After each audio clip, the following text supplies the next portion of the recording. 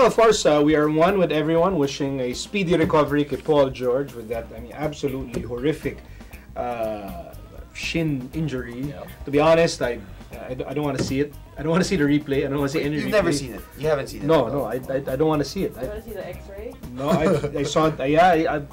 People have been posting. Minsan, di mo maiwasan. They'll post it on Instagram, so di mo maiwasan. But as much as possible, I don't wanna see it. It took me 3 tries para lang mapanood. First 2 times nung malapit na, pause. Couldn't bear it. And then finally, when you watched it, I threw up a little bit in my mouth. No other way to describe it. Yeah. Parang, and then it just sucks the life out of you. yeah, It was the nakakapalambot, It's the freakiest of accidents you'll ever see. Yeah. Okay. Now, should there be a blame game? Kasi meron yung stanchion gate. Yung stanchion meaning yung, di ba, yung masyado daw malapit. Ang daming nag-ano eh. Marami ganyan Meron eh. pa nga umaaway pa kay James Harden eh. Oh, bakit? Hindi ko nga alam eh. May Doon sa Twitter ni James Harden. Yung ano, Dapat nagpabanggaraw kasi siya. ang dami parang, what? Nonsense. Okay. So, again, should there be a sort of blame game or is this just part of playing? For me, it's part of playing. Part I of don't think playing. there should be a blame game.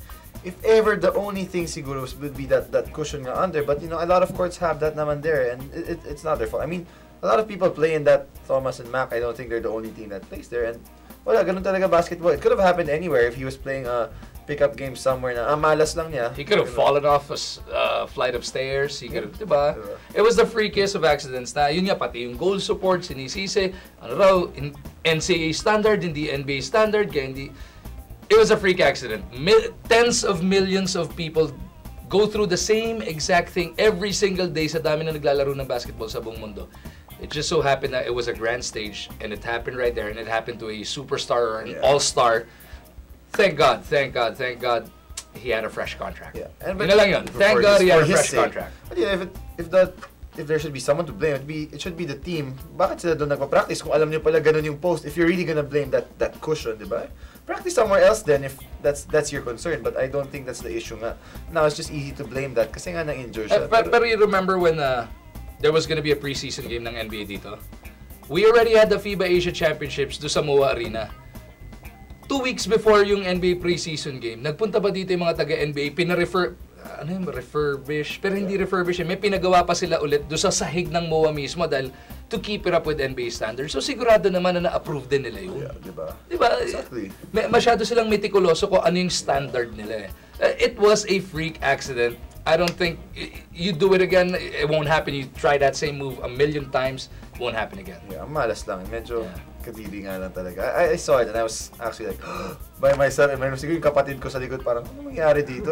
Medyo, for me, it's one of the worst injuries I've seen. I think in football, that Joe Theismann, he had a pretty bad injury also. And then itong recently, Kevin Ware. But I didn't look at Kevin Ware. I saw photos of that. Hindi mo rin nakita. Pero ito, nakita ko. And ito, Paul George pa. He came here, we've seen him play live. May picture pa nga ako sa kanya. But medyo, I mean, it's also touching na rin na everybody, parang sa Twitter, all the NBA dudes, even the Filipinos, everybody, anybody who likes basketball, support, diba? You don't even have to be a fan of George or Indiana. If you like basketball, your heart will bleed. Your heart will bleed for what happened that day. And then, pero medyo mixed reports lang. Kasi may report, I guess, reports are like, oh, his career is gonna be over, ganun. But then, a few days later, I read some articles naman na, so like an NFL player, he had that same type of injury, and he's saying, it took him a while to get back, but now he feels he's even stronger than ever. Kasi with all the therapy, you're really gonna be much stronger in that leg talaga. And, you know, let's just hope na ganun kay George, diba?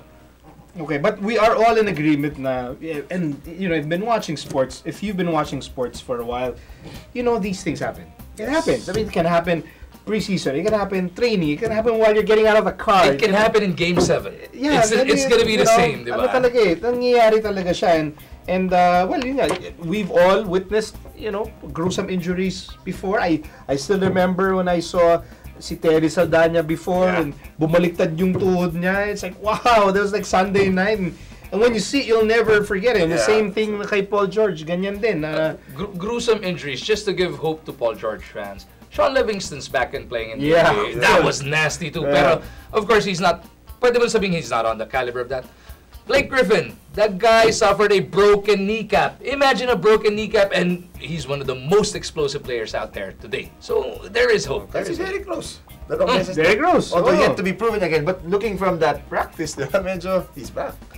Okay, so I think we are very optimistic. Paul George is going to bounce back. He's going to get the best medical attention, best medical care, and hopefully he'll be back. But we prefer we treat this as it's hazards of the job, hazards of sport. When you go up, when you use your body, you go up, you run, you move forward, you can't get hurt.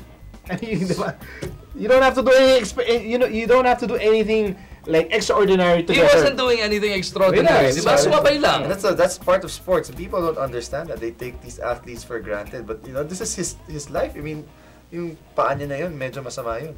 Okay, so on behalf of the entire For the Win team, even the ones who are not here, like why is Susie not here?